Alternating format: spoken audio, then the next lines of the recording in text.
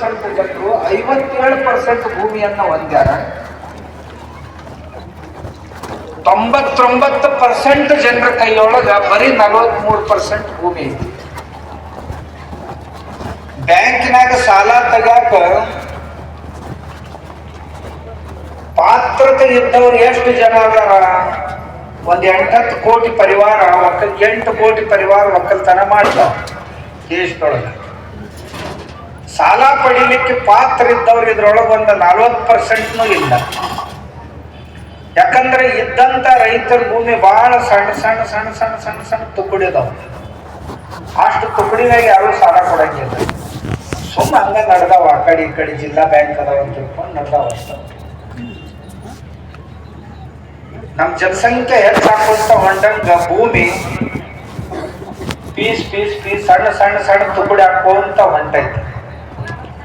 ಆ ಸಣ್ಣ ಸಣ್ಣ ತುಕುಡಿ ಒಳಗ ಏನ್ ಮಾಡ್ಬೇಕು ಏನ್ ಮಾಡಬಾರ್ದು ಅನ್ನೋದ್ರೊಳಗ ರೈತ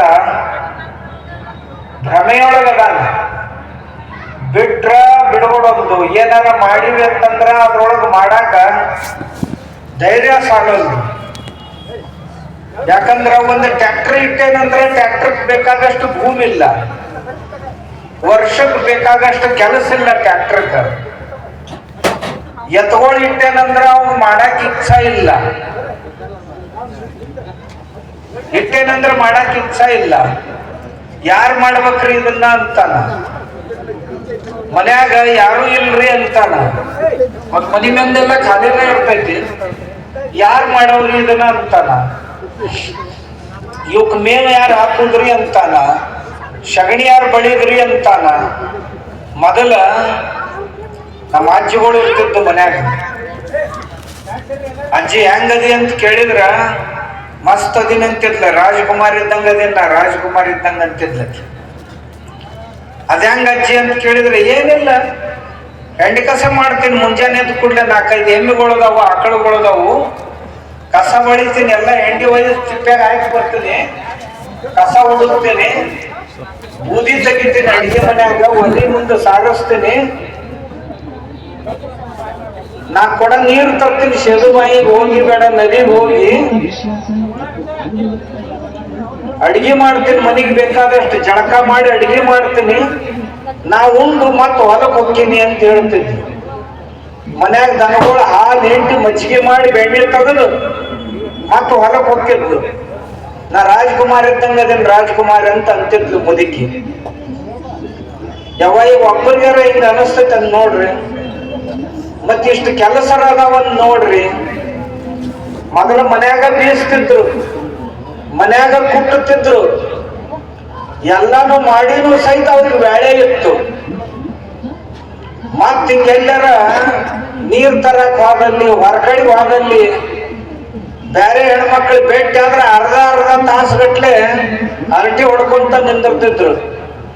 ಎಷ್ಟು ವೇಳೆ ಹೋಗಿ ತಲೆ ಮ್ಯಾಗ ಕೊಡ ಹೊತ್ಕೊಂಡ್ ನಿಂತ ರಸ್ತಾದಾಗ ಮಾತಾಡಿದ್ರು ತಾಸುಗಟ್ಲೆ ಮಾತಾಡ್ತಿದ್ರು. ತಲೆ ಮ್ಯಾಗ ಕೊಡ ಇದ್ದನ್ನು ಅರಿವ ಇರ್ತಿದ್ದಿಲ್ಲ. ಅಂತ ಶಕ್ತಿನೂ ಇತ್ತು, ಅಂತ ವಾತಾವರಣನೂ ಇತ್ತು. ನೀರೇನು ಮನೆ ಬಾಗಿಲಿಗೆ ಬಂತು, ಮಜಾನ ಹೋತು. ಗಿರಣಿಗಳು ಏನ್ ಹಿಟ್ಟು ಬೀಸಾಕ್ ಶುರು ಮಾಡಿದ್ರು, ಬೀಸುಕನ್ನು ಹೋಗೇ ಬಿಟ್ಟು. ಖಾರ ಕುಟ್ಟಕ್ಕೇನ್ ಕುಟ್ಟು ಗಿರಣಿ ಬಂದು, ಬೀಸು ಗಿರಣಿ ಬಂದು, ಮನ್ಯಾಗ ಒಳ್ಳೆ ಕಲ್ಲ ಆಳ ಬಿದ್ದು.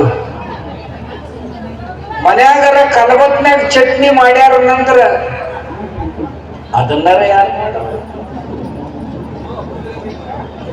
ಎಲ್ಲರಿಗೂ ಹಂಗಾಗಿ ಸ್ಥಿತಿ. ನಮ್ಮ ಮನ್ಯಾಗ ಇತ್ತೀಚೆಗಂತೂ ಹೆಣ್ಮಕ್ಳದ ಸ್ಥಿತಿ ಎಲ್ಲಿಗೆ ಬಂದೈತಿ ಅಂದ್ರ, ಹುಡುಗರು ಹುಡುಗಿಯರು ಸಂತಿ ಮಾಡಕ್ ಹೋಗೋ ಬಜಾರ್ದಾಗ ಹೊಸದಾಗೆ ಲಗ್ನ ಆಗಿರ್ತಾವು, ಸಂತಿ ಮಾಡಕ್ ಹೋಗ್ತಾವು. ಅಜ್ಜಿನ ಕೇಳ್ತಾವ ಹಸಿ ಮೆಣಸಿಕಾಯಿ ಹೆಂಗ ಅಜ್ಜಿ ಅಂತ. ಅಜ್ಜ ಅಂತಾಳ ಹಸಿ ಮೆಣಸಿಕಾಯಿ 15 ರೂಪಾಯಿ ಕಿಲೋ. ಒಣ ಮೆಣಸಿಕಾಯಿ ಹೆಂಗ ಅಜ್ಜಿ ಅಂತ ಕೇಳ್ತಾಳ ಹುಡುಗರು.